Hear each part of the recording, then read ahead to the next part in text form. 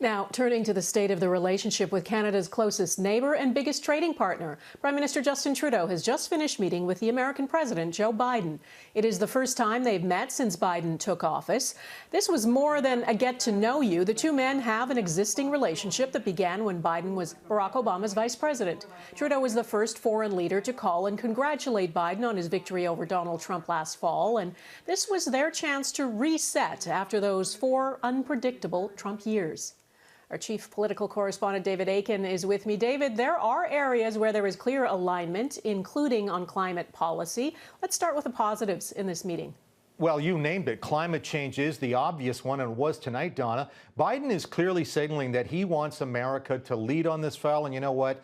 Justin Trudeau couldn't be happier. We're also going to talk about climate change, and thank you again for stepping up in such a big way on tackling climate change. U.S. leadership has been sorely missed over the past years. But the other big positive here for Canada, and Trudeau hinted at it, is that the Trudeau government is working with the White House that no longer has Donald Trump in it. There was no drama today. There's no tweet storms running around after that meeting. And in a sign that the Biden administration is recommitting the U.S. to global cooperation, Biden this evening announced that a joint cabinet-level task force will be set to address joint climate change action. Donna? So back to a regular friendship. David, what about the irritants, though, in the relationship, in particular Biden's Buy America policy? Yes, and there are irritants in the relationship, but in their statements tonight after the meeting, they really did not dwell on them.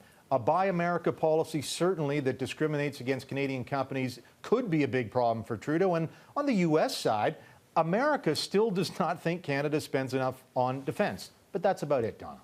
What about China, David? The entire Liberal cabinet, including the Prime Minister, abstained from a House of Commons vote yesterday on declaring what China is doing to the Uyghur Muslims genocide. Trudeau says he'd prefer a broad consensus among Western allies. Did he ask for President Biden's help on dealing with China?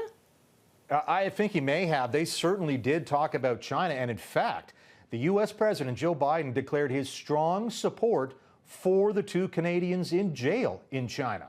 Let me reiterate our support for the release of the detained in China 2 Canadians, Michael Spavor and Michael Kovrig.